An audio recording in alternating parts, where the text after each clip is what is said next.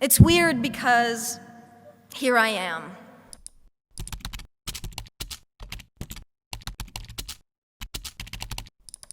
I also do it selfishly because I'm tired of hiding and I'm tired of lying by omission. My mental health suffered. I suffered for years because I was scared to be out. Here I am, an actress, representing, at least in some sense, an industry that places crushing standards of beauty, standards that I hate to admit have affected me, that tell you how you have to act, who you have to be, and how you have to dress. Why are you dressed like a very small man? I'm going to my school musical. Why does this petite beauty insist upon dressing like a massive man? Because I like to be comfortable. There are pervasive stereotypes about masculinity and femininity that define how we're all supposed to act, dress, and speak, and they serve no one. Anyone who defies these so-called norms becomes worthy of comment, and the LGBT community knows this all too well. And beyond putting yourself in one box or another, you worry about the future and trying to create that mental picture of your life, of what on earth is going to happen to you. And it is toxic because loving other people starts with loving ourselves and accepting ourselves. I've struggled with this. And I am here today because I am queer, without shame and without compromise. Like shame. Definition time, y'all. Shame. The experience of shame, a feeling of being unworthy, bad, or wrong, can be extremely uncomfortable. Shame has the potential to change the way we see ourselves and may lead to long-lasting social, professional, and sexual difficulties.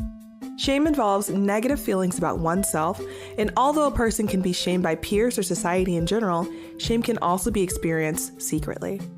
Unresolved shame can lead to feelings of depression, anxiety, and low self-esteem. Living with shame, regardless of the shame source, can be lonely and demoralizing experience. Wanting to be open about it with me getting to a place of almost like utter excitement about coming out. I mean, I went from verbatim saying, someone asking me like, oh, well, could you come out at some point? I said, oh no, that's impossible. I think it was a lot of those big external ideas and fears. Then I'm that, everybody knows I'm gay, and then that relates to the internal thing of still not having completely dealt with shame, which is the most toxic thing that is infused in young gay and trans people. And I would say anyone, in the LGBT community, understands what I'm talking about. And it's a process that you can pretty much only deal with on your own. And it's, I remember thinking that I was totally fine with being gay. Right. Totally accepted it, loved myself, whatever, and it's like, no.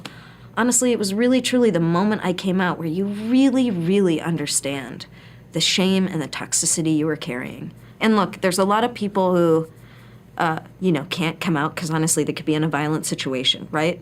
But anyone who's like thinking about it, or struggling with it, or afraid of things, I would say the payoff, the joy, the freedom, the cloud, the weight off your shoulders is like, I get emotional talking about it. I can barely put words to it. It's just like, you're almost just like, oh, I wish I'd done that. I wish I'd done that sooner. Do you want me to ask you about it? No. And I'm proud to be me. And just in case you're wondering, yes, I'm pretty sure it's not a trend.